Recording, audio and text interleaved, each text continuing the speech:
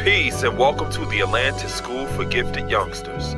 Thanks for watching and subscribing to our channel. You know what I mean? It's like, okay. That's my happiness and exactly. my peace. And that's, that a lot of people get caught in that to where it's like, I know, but I got the knowledge, but I'm not going to apply it and make it wisdom. You know what I mean? So it's not till you apply that and say, you know what? I need to stop eating fried foods. No more Popeyes boxes. Today is the last day. This is it. Right. And then knock it off. Then it's like, okay, it's wisdom because now I'm applying it to my life and my acne's clearing up and my skin's not so oily and I'm working out more and I'm losing my weight. I'm fitting my clothes better. You know what I mean? And things start to kind of, well, with that, with the 12 jewels and like how you're saying being able to apply these things to your life and really like not just understand them and get the knowledge, but applying it and gaining the wisdom.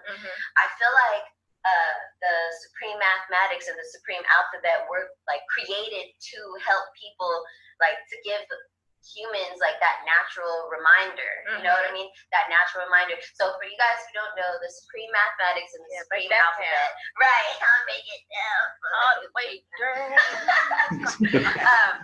It's a system of understanding numerals and letters alongside concepts. So you basically take those concepts and you apply them to your everyday life. So how Tasha was saying, the knowledge and the understanding. So in supreme mathematics, knowledge the number one would be knowledge. The number two would be wisdom. The number three would be understanding. And you would break it down, so on and so forth. I can break it down real quick. Sorry. Number four would be culture and freedom. Number five would be power. 6 is equality. 7, the number 7 represents God and the divine and perfection. Number 8 is build or destroy. Number 9 is rebirth. And 0, which is cipher, which is a cycle. So it's like never ending. So, and then there's also the supreme alphabet, which every letter breaks down some concept as well. And so with everyday life, I feel like, we are constantly surrounded by numbers and letters, right? Yeah. So something as simple as breaking down the date, you're able to, that's basically, so people like the nation of earths and gods, who are the ones who created the supreme mathematics and supreme alphabet and helped like spread it, they believe that like when they ask you what's the math, it's saying like what is your mathematics for today? So you break down like the date or your name, something that's like a changing letter. So more like the date because your name, like the time or whatever. Right, or the time, exactly. So we can do an example. What's today's date?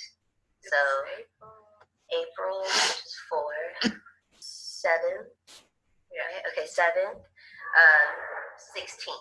Okay, so it would be 4, which is culture. 7, which is God or perfection. 1, which is knowledge. And 6, which is equality. So culture, God, perfection, God or perfection, knowledge, and equality. So we would use each one of those concepts and try and find, the most culture out of that. What can we get God out of for today? Or how can we help people see the God inside of you, how can we always do our best, as in our, the 4 agreements. Yeah. Another awesome book. Yeah, like I said, I wanted to show y'all that. What's some of y'all thoughts about what y'all saw? Don't go there, G. Just go back to the God, why you show that to us? They're younger people. But, it was cute. It was cute, but listen, my line is mixed from Mecca with Umallah and Infinite Al-Jamar from Medina, and then I got some Oasis, some desert spice. But I am very like if you are going to manifest these teachings, you have to make sure you are rooted and right and exact. And this is the problem that I personally have against people who come into this culture from the hip hop influence, like strictly, like the Wu-Tang influence, because they want to be more affiliated with hip hop. They want to feel closer, and any type of jewel, especially with Wu-Tang, because it's the teachings of the 5%, reigning from the Nation of Islam. So it holds magnetic, yes, but there's no understanding on the emphasis on getting it right and exact before you decide to explain it. Like, I could have understand if the show was about them talking about it, but don't try to kind of teach it to people and then you're wrong. Like, she just said the nation of earths and gods. Like, I immediately, when you pulled the link, I pulled it up in my Chrome browser and went into the comments, and yeah, they got the heat. They got roasted for being right and exact. But then it was cute. Some of the people were saying, let the queens build. At least they're getting the knowledge out there, which is peace. But I think the whole pedagogy of being right and exact is not emphasized enough, especially in rap. There are a lot of rappers, especially in the underground world. You can ask Sunez, because he writes a lot about these rappers. But they would have a righteous name, or they would speak on the teachings, like they'll mention 12 jewels or anything in Supreme Mathematics or Alphabet, but there is no root to their definition or C on it. It's just a mention because they're mesmerized by it. Now, in terms of the video you just showed us, I think that the first sister that was building on the 12 jewels, I think she's the one who actually read the book. And because she kind of drew up her C on the 12 jewels actually pretty good. But then it got to the other sister. It was cute though, because you could tell she was kind of airheadish, the other sister with the white. But I like the way the first sister drew up the 12 jewels. But I just feel like they didn't know any better to make that video. And I'm pretty sure, I said the moment you shared it, I'm like, I'm pretty confident they caught a lot of heat and got a lot of emails from a lot of gods. And, you know, there's just a certain way to take hold of this knowledge and manifest it. It's not like, this is not the teachings of Christianity to where it's just, yeah, we teach all human families of the planet Earth. And yes, this knowledge is for everybody, but it has to be known in its proper place. The wisdom has to be respectively in season for it to be understood correctly. Therefore, people are not being led in the wrong direction. That's what that's. Anybody else? Peace. I want to say that it brought value to you all, because I know how we are women. We're so quirky, right? And we get so excited, and just watching their quirky, whatever demeanor around it gives you the understanding for why the culture attracts a certain demographic of men who are the you know, the structurers, you know, the father figures, if you will, and the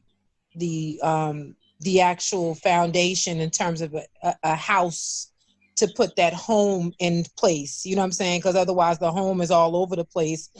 It exists, you know, it has a soul and it has a breath, the woman, you know, but the institution from the man providing that structure, otherwise we'll be like, oh, I like that, you know, I like knowledge, I like wisdom. Can we do wisdom first? And you know, there will be no order if it wasn't for the discipline of the gods. And I appreciate those two. Wore me out just now, you know what I'm saying? I'm like, oh my God, a polygynous situation with those two, the guy with those, he leave the house. he leave because like the queen just said, they are just, the excitement and enthusiasm is beautiful. It's so pure and it's gorgeous. But it also gave, the quality of that is that wisdom equality. It provided the appreciation for the presence of God in our culture, brothers in our culture, to provide that order. So this way, it's just this kind of mismanaged dialogue. The way you managed us, you allowed us to have our space, but we respected and exalted your role in that. Is, I think, that order, that, you know, that good orderly direction, you know what I'm saying, is necessary in terms of these teachings, and by still upholding the actual system and the tradition. Well, I wanted to show y'all that because those are your daughters. That's the age that they're at. They're really like y'all children. You know what I'm saying? So to even consider that they're having this type of conversation at their age, how do you as an adult, as a parent, approach them about giving them some type of direction? You know? So the people who were commenting on their video, these weren't their peers commenting. It wasn't no 22-year-old, 23-year-old dudes on there commenting like that. Parents is commenting. You know what I'm saying?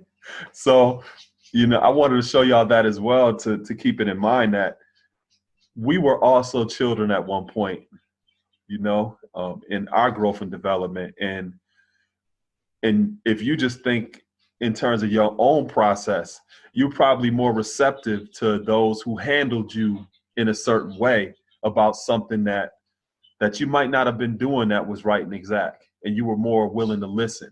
That's a quality that they talk a lot about in terms of the father.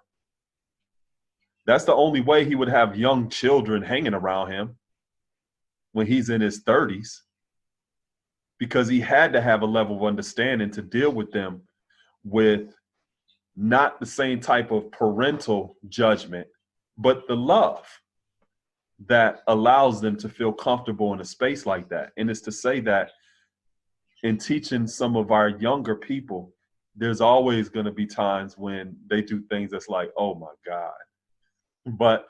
But you have to have the patience and the wherewithal and the consistency to be in that place, to find those teachable moments, to kind of nudge them a little bit while you're still respecting their autonomy, because that's what they're striving to develop once they get to a certain age, you know? So it shifts from a perspective of being a parental or a guardian position and more of a coach, where you're more willing and able to suggest things from them as opposed to trying to tell them what to do.